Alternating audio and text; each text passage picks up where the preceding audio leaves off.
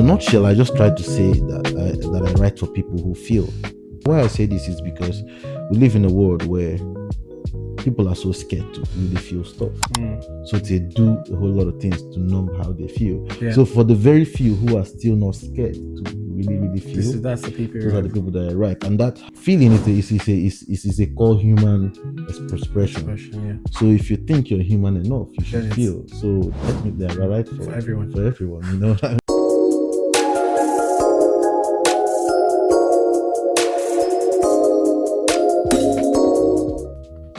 So first, we'd like to know your name and what you do. I'm Kwesi. I'm a writer, a creative director, and a mental health enthusiast. Right. So, on your recent project, which I think will be launched on the 1st of next month. 1st of September, yeah. Yeah. So, how long have you been on this project? How long have you been working on it? For over 4 years, yeah.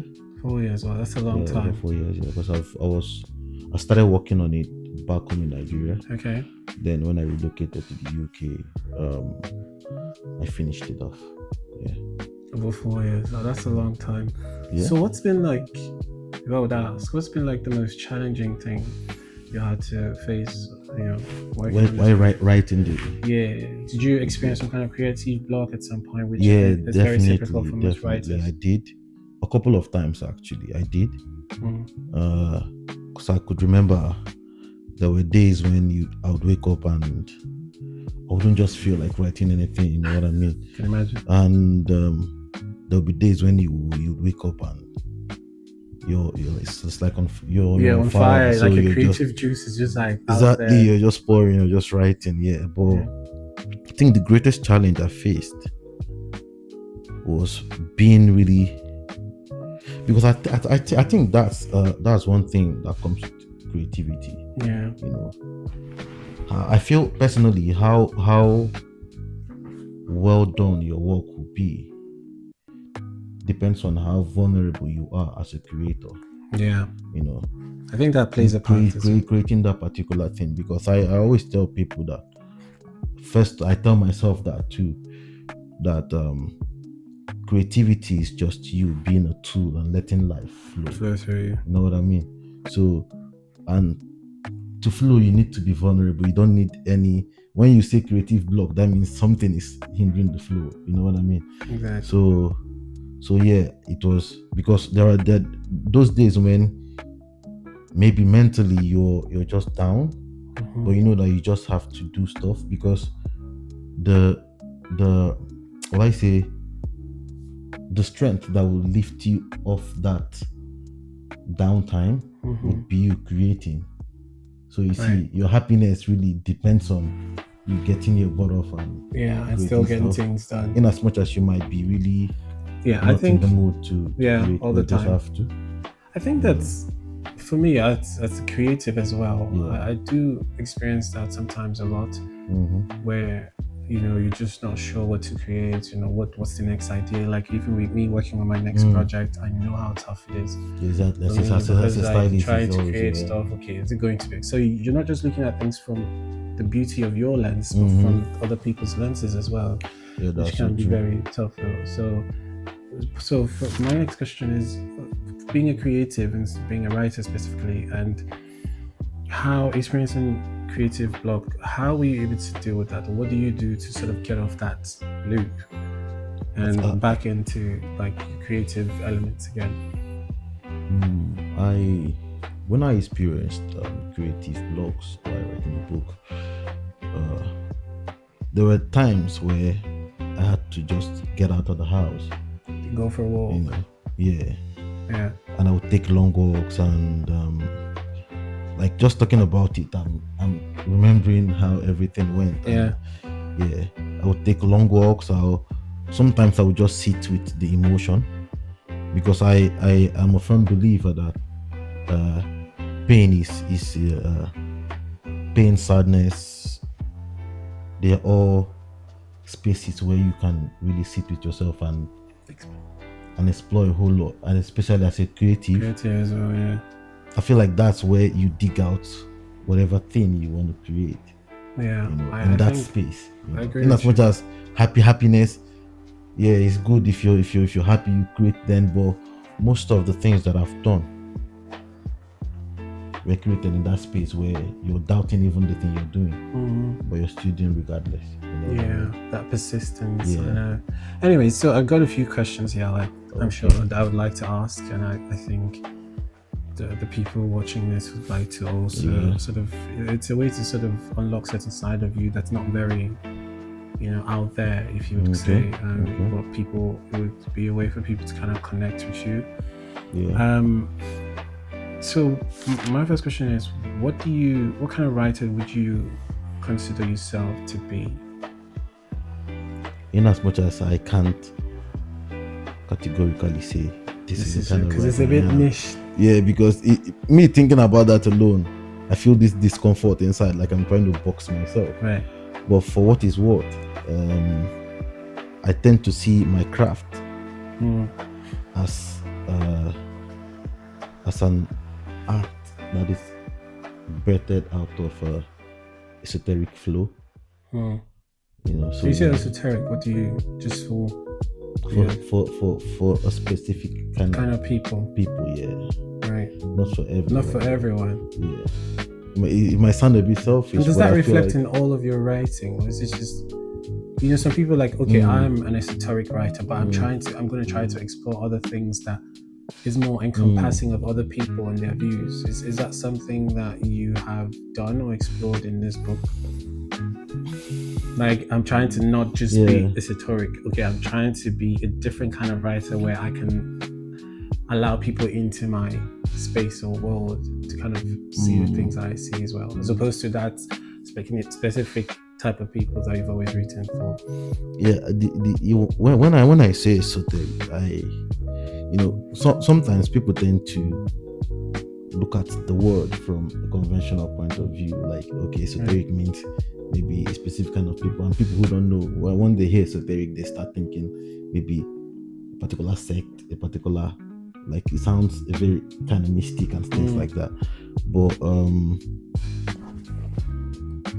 in a nutshell, I just try to say that I write for people who feel. So if you think that you are in the category of a human that feels, because why I say this is because we live in a world where people are so scared to really feel stuff. So they do a whole lot of things to numb how they feel. So for the very few who are still not scared to really feel, that's the people. Those are the people that I write, and that comes with everything that I create. So if you are not a person who really feels stuff, who is out to get what this writer is trying to say and how they can feel it, then it might be hard for you to relate with what I do. But feeling is a core human expression. So if you think you're human enough, you should feel. So definitely I write for everyone. For everyone, you know what I mean? Well, that's a good breakdown. I didn't see that one coming, to be honest. But yeah, that's good. So is there something that people misunderstand about you, or what's that thing people misunderstand about you? Misunderstand? Yeah. First off, if I tell people that I write, they'll be like, maybe this buff guy. Why? Okay, I'll cut you short there. I remember when I first met you in the library. I think that was early when I first moved to the UK, and when you said you're right, I was like, okay. So why do you right now? Because when you hear writers, you expect them to be nerdy, exactly. very very introverted in some way, and not very very quiet, calm. But when you said you're right, I was like, well, I had my doubts, not like because I did doubts that you could write, but because I was like, this is not typical. It's not typical of the everything, the appearance of a writer, and you were quite lively, you were bubbly and stuff. So I was like, okay, cool. I gave you benefit of the doubt. I was like, okay, cool. Whatever. I think that's one thing people but having even with Whispers of Them, Broken Vessel, which I think that's your first book released in the UK. Of course, you write articles and stuff. But yeah, I think there was a lot of unboxing to do in that book, in terms of like finding yourself as a person. So exactly. The name, the title of the book is Broken Vessel. If you're able to get your hands on it, for Broken Vessels, if you're able to get your hands on it, please do, and I'm sure you love it. I loved it, but hopefully you do. So yeah, back to what you were saying. What's the one thing people must misunderstand about you? The fact that if I tell them that I'm right, the first thing they do is you look at the facial expression and you would understand that, oh, this person has a whole lot of doubt in their head, which is normal though. Because for instance, if you see someone and they tell you that they rap, and you don't see tattoos on them, you don't see piercings on them, you start having your doubts. Like, they really rap. So so if you see someone that will tell you, oh, I do R&B, and you see them covered with tattoos like say Lil Wayne and stuff. I think that's the stereotype that comes with a character. I think it just comes with creativity, because over time we've been, let me use the word, taught to look like the things we create. And oftentimes I feel like that also keeps a whole lot of creatives in some kind of box where they know they are not this, but they might know how to do this, but they can't fit in the image of, or the conventional image of what this creative or doing this art should look like. I've seen people who do really crazy stuff, like when it comes to creativity, but they just don't like being outside.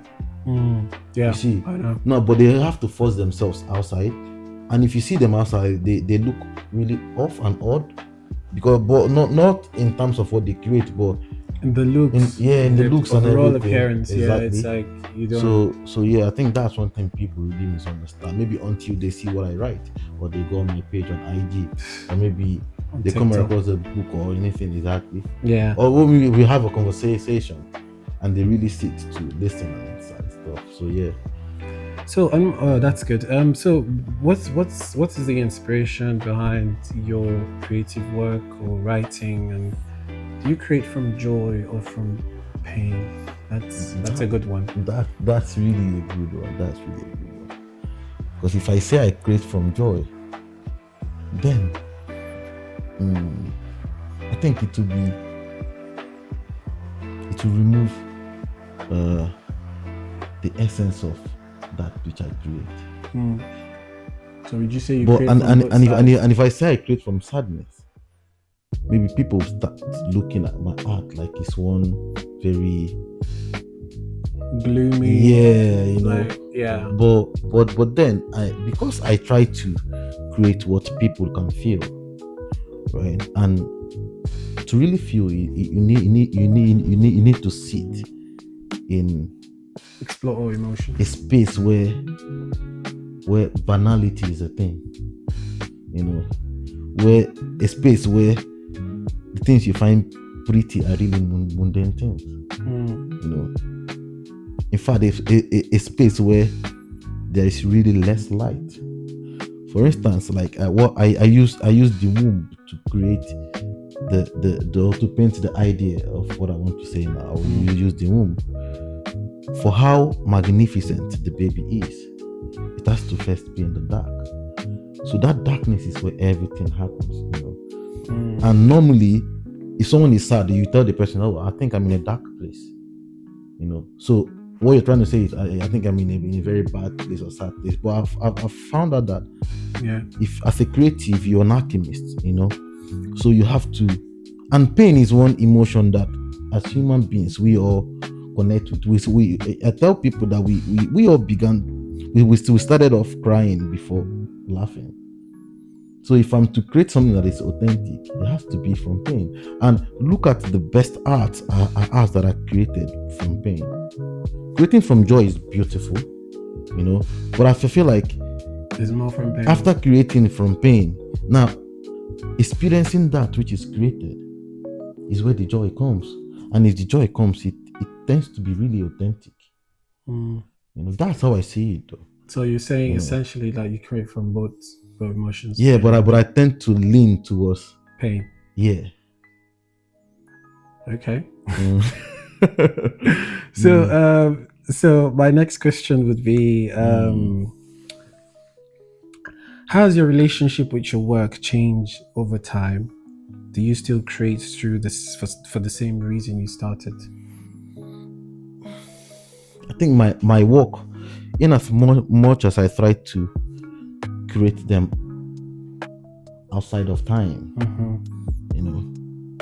but I think time still gives art essence, because a picture might be sold so expensive because of how long the picture has been. So you see, time has given it essence and value.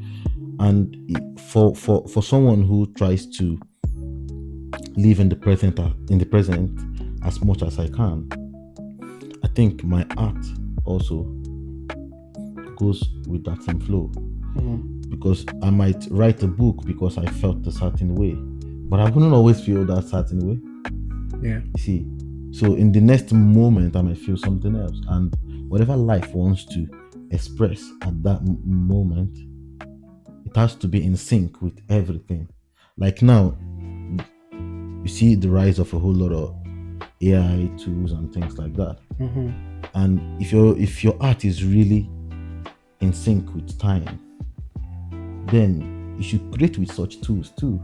Yeah. You see, because they are there to help you express that authentic message you've got inside out. So essentially, you're saying that your reason constantly change.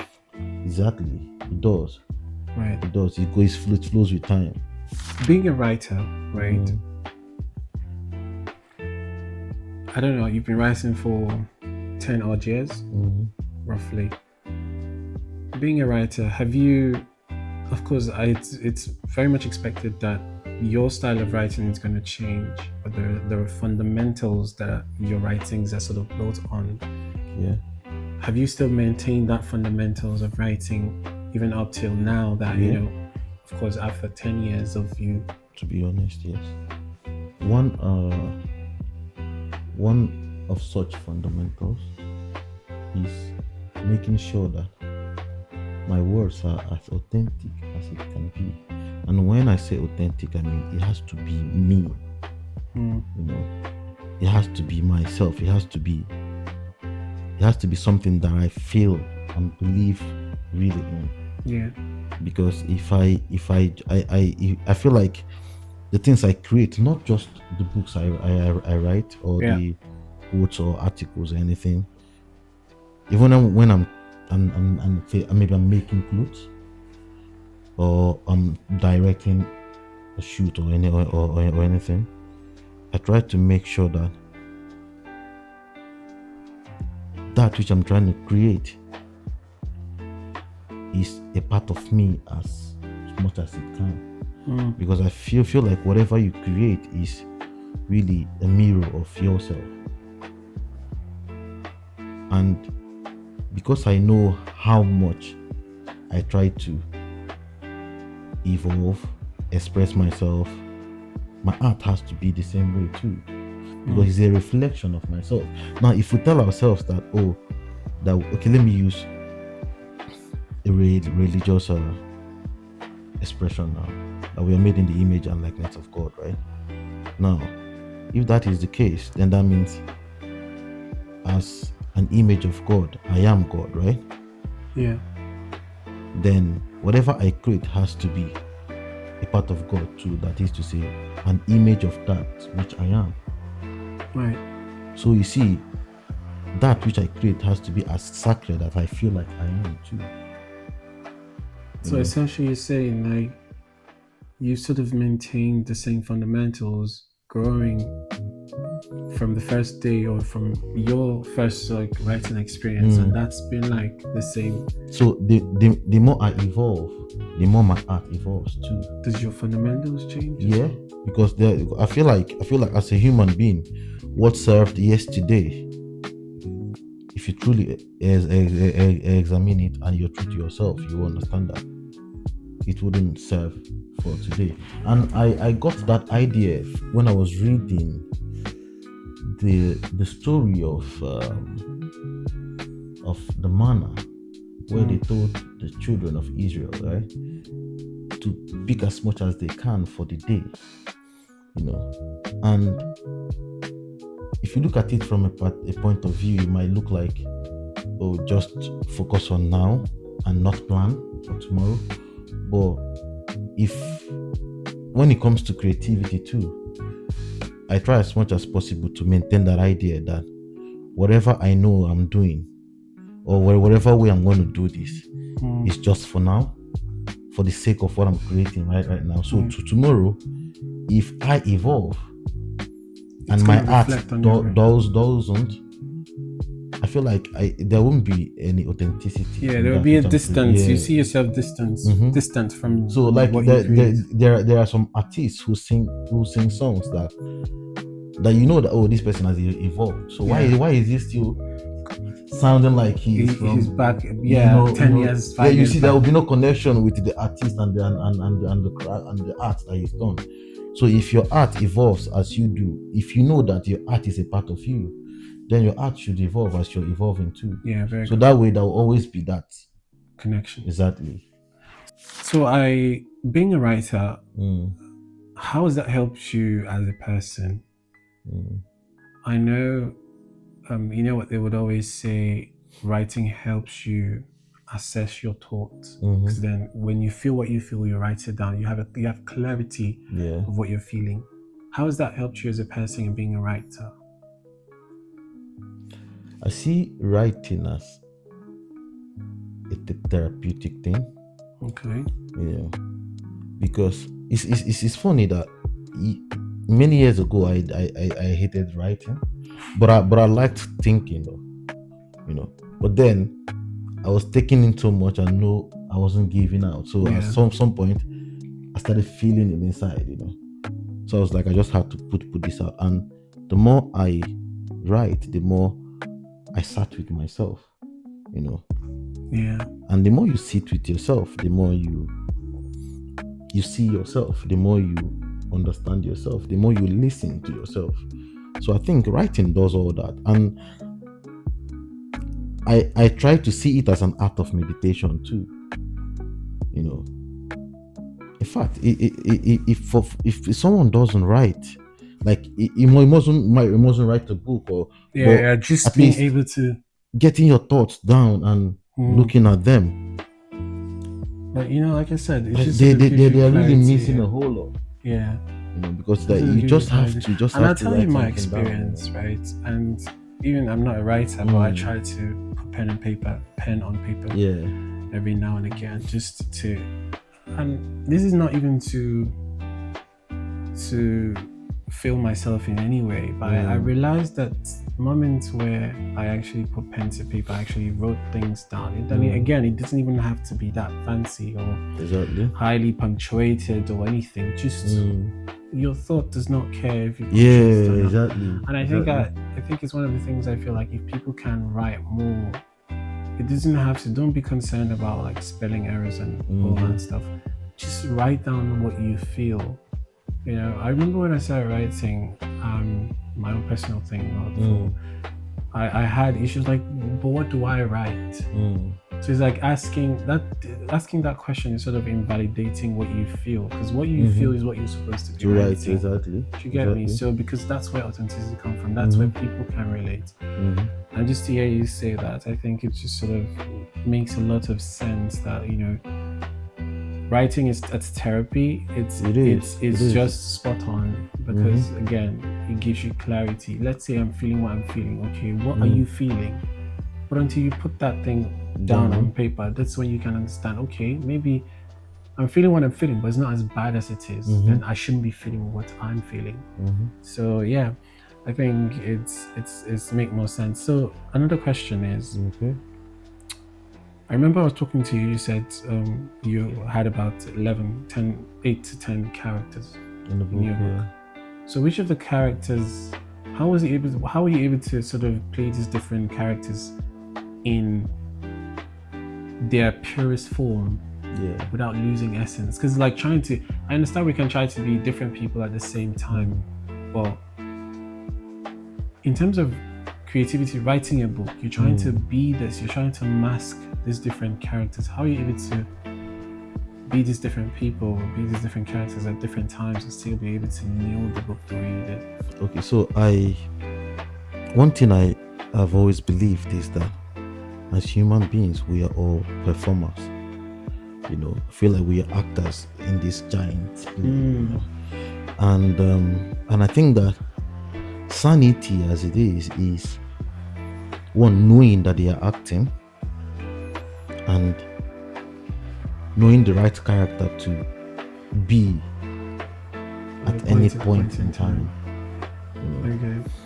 You can't be a police officer outside at work, then you come home where you should be a dad and be a police officer. You see, you're misplacing the whole thing. Yeah. You know, so they can, and I feel like every moment is a stage where you either be the main character, you just be the fan watching. You know.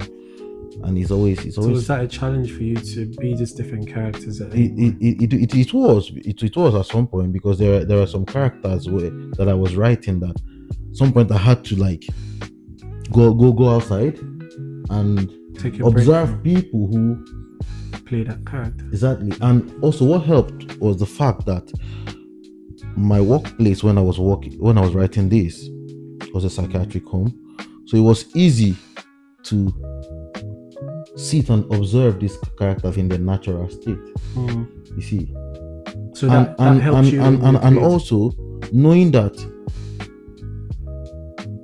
what you see is a part of what you are. You know, if you look at the thing and you see the errors first, I feel like you're projecting, or you're basically seeing a reflection of that part of you in that thing you're seeing. So as weird as it sounds, for you to see and connect means some way, somehow, there's a part of that person that you still express, no matter how much you try to lie to yourself. You know, yeah. Because I've seen someone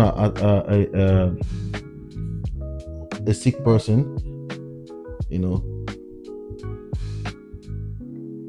expressing themselves in a particular way, and they're labeled sick.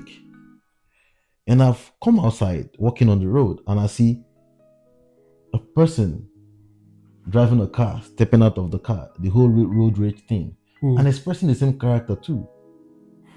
I've seen someone who was sectioned because they're hearing voices. And I've come outside and see people celebrated because they hear voices too. And I'm thinking maybe there is something we're not really observing or examining. Because I can go to the supermarket to buy something and I pick up 2 items. Something in my head tells me, though this wouldn't fit that outfit. That's a voice too. Maybe the person's voice is just telling them to hit somebody, but it's a voice too. So you see, I express the same things they're expressing, but maybe their intention of expression might be the different thing that maybe landed them in the place where they are. Yeah. You see, but in as much as it was hard, it was a bit kind of easy because we are all humans, and no matter how we try to run from it, we are connected, put in expression and basically in everything. Okay. You know, because you feel pain, I feel pain. You feel angry, I feel angry. You just express anger differently. Right. You know, yeah. So in all of these chapters, you have over 25, if I'm not mistaken, chapters here. Which of the chapters was most exciting for you to write?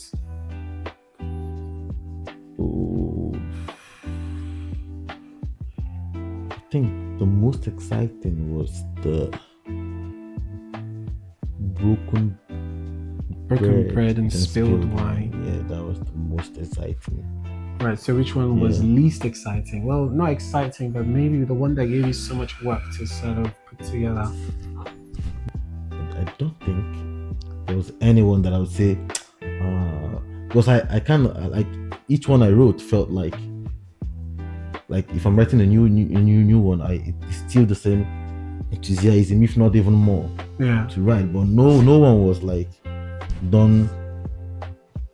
So what I mean is, was there any of the characters or chapters where you, even if you've all of the characters came to you naturally, but there's one that's just that one that had some kind of friction in the process of. Okay, I think the process. Character of a lady, the parity of being. The parity of being. Yeah. All right.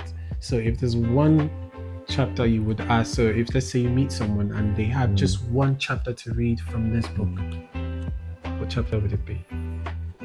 That you'd be like, oh, I know you don't have the time, but if you have to read one chapter, just give this a chance. Read Broken Bread and Spilled Wine. Broken Bread and Spilled Wine. That's where the appeal, like every chapter has yeah, of course, has its own epiphany. But if there's that chapter, one that's both mentally as I was writing, and like I felt a whole lot of not just personal connection with that particular chapter, but there was this sort of awakening that came while writing the book. Right. While writing that chapter. Yeah. Because after writing it, I read it, and I asked myself, "Yo, you sure saying that you write these things?" You see, because I was writing and I was just like, it's crazy, man. So that's one chapter. That's the chapter. To write. That would be person. Yeah, just go and read. So my last question to you, because this is even longer than we anticipated. My last question would be, if you were to write alongside or co-write a book with an author, dead or living, which author would that be, and why?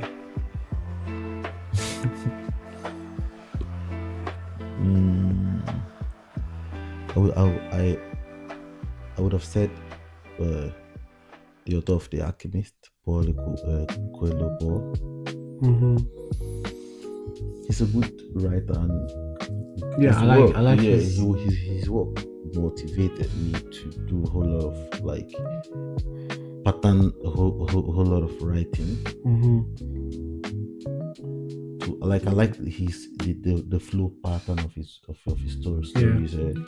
So he's a good writer, but I would go for Dostoevsky.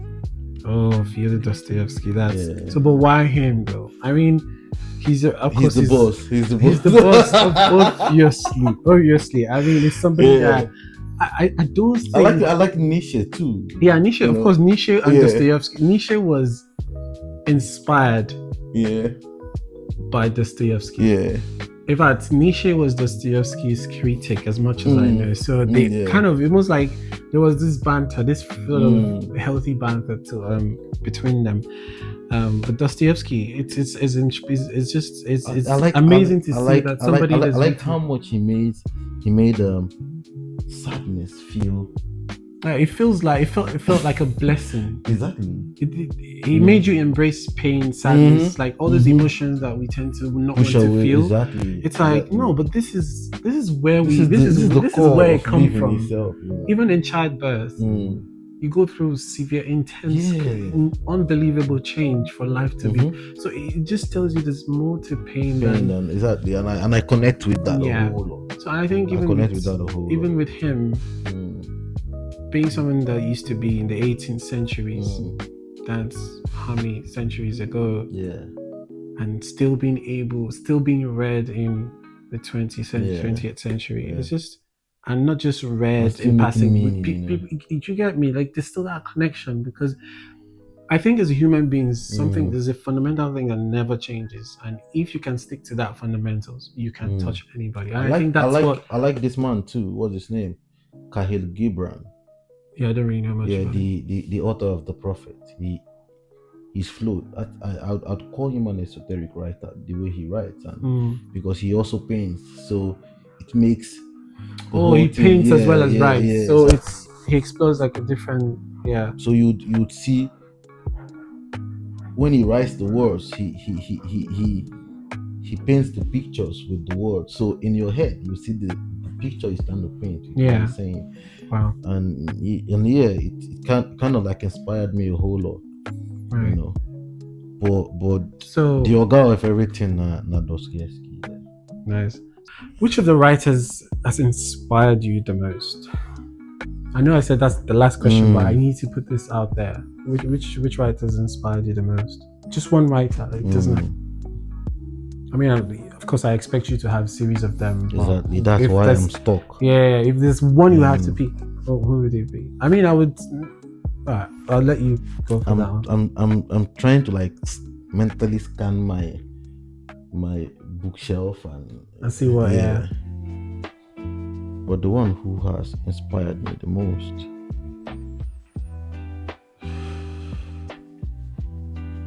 Chinua Achebe.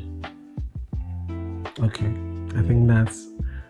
If you don't know Chinua Achebe, go and Google it. So, but anyways, thank you so much for having this interview with us, and I enjoyed myself. Yeah, I did have. I think it's times like this. It's an opportunity for people to kind of know more than just you just putting out words out there, but just kind of know you in a very deep level. I think, So, but thank you for allowing us have this, and I'm sure, I'm sure there's going to be a lot more to come of this kind to be able to connect with you even more. But so if you're watching this, and the book launch is in September the 1st, right? 1st of September. That's when the book launch is, and I think people can pre-order. You can pre-order. You can download the e-copy as well. Yeah, you can download the e-copy as well. And the audiobook is still in production, so we don't have that available now. But if you try, this is my humble advice. Get your hand on this piece. And don't thank me later. Just recommend to other people. Exactly. But thank you all for listening, and I'll see you next time. Bye.